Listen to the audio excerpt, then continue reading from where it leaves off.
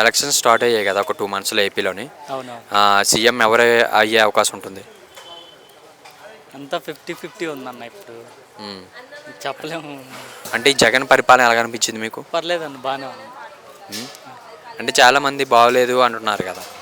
బాగలేదంటే ఆళ్ళకేంటంటే companies, IT industries వచ్చినాయా లేదా అది చూసుకుంటున్నారు కానీ, డెవలప్‌మెంట్ అంటే ఇప్పుడు స్కూల్స్ అనేది ఇంతకుముందు వేరేలాగా ఉండేది. ఇప్పుడు స్కూల్స్ మారింది. హ్మ్. తర్వాత రైతులకి సంబంధించిన రైతు భరోసా కేంద్రాలు, తర్వాత ఇంగ్లీష్ మీడియం లేకపోవడం వల్ల చాలామంది ఇబ్బంది పడతా ఉన్నారు. ఇప్పుడేంటంటే బైలింగ్వల్, ఒక పక్క తెలుగు, ఒక పక్క ఇంగ్లీష్ రావడం వల్ల కూడా చాలా ఉపయోగపడింది. దాని విషయంలో ఇబ్బంది ఏం లేదు కదా. అంటే రాష్ట్రానికి అప్పు చేశారు. అప్పులంటే అది ఎవరొచ్చినా అప్పులు జరుగుతూ ఉన్నాయి. ఇంతకుముందు ఉన్నాయి, ఇప్పుడు ఉన్నాయి. కాకపోతే ఏంటంటే హైలైట్ చేసే దాన్ని బట్టి. హ్మ్. అంటే ఈ చంద్రబాబు పాలనకి చూసారు కాబట్టి, అండ్ జగన్ పాలన చూసారు. ఎవరిది బాగుందని అనుకుంటున్నారు మీరు? ఎవరిది అభివృద్ధి జరిగిందనుకుంటున్నారు? జగన్ గారిది జరిగిందన్న. అంటే ఇప్పుడు ఆయన చేస్తే కనుక మళ్ళీ ఆయనే గెలిచేవాడు కదా. ఆయన చేయలేదు కాబట్టే కదా ఈయన గెలిచింది.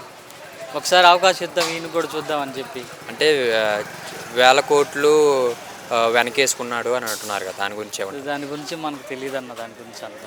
అంటే దోచుకున్నాడు, రాష్ట్రాన్ని అప్పు చేసి ఇవి ఫ్రీ పథకాలు ఇచ్చి జనాలను సోమరిపోతానం చేస్తున్నారు అంటున్నారు, దాని గురించి ఏమంటారు? లేదన్న, పథకాలు అనేవి ఇంతకుముందు చంద్రబాబు నాయుడు గారు ఉన్నప్పుడు కూడా పథకాలు ఉంటా ఉన్నాయి. కాకపోతే ఏంటంటే ఇప్పుడు జగన్ గారు వచ్చిన తర్వాత హైలైట్ అయినాయి.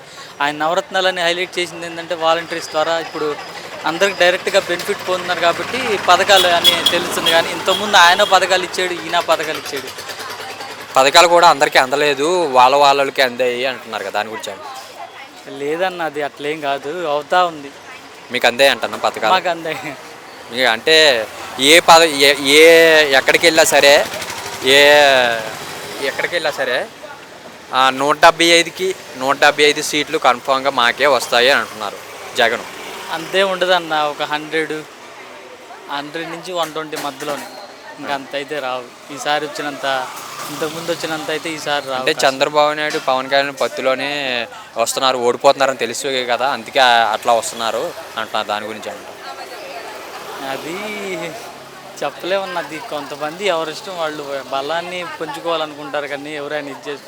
అంటే వాళ్ళ సొంత చెల్లెలే వ్యాఖ్యలు చేస్తుంది, అంటే అభివృద్ధి జరగలేదు ఆంధ్రప్రదేశ్లోని అంటున్నారు వాళ్ళ చెల్లెలే, దాని గురించి ఏమంటారు? అదంతా పొలిటికల్ ఇష్యూ ఉందన్న. అది మామూలుగా మనం ఫ్యామిలీ పరంగా చూడడానికి లేదు. ఫ్యామిలీ పరంగా చూస్తే కనుక అది ఇది కాదు. పొలిటికల్లే తర్వాత ఇది అవుతుంది. ఓవరాల్గా నెక్స్ట్ సీఎం ఎవరైతే బాగుంటుంది అనుకున్నారు ఏపీలో? నెక్స్ట్ సీఎం అయితే ఇంకా ఏమన్నది తెలీదు. మామూలుగా జగన్ అయితే కనుక పర్లేదు కొంచెం అనిపించింది.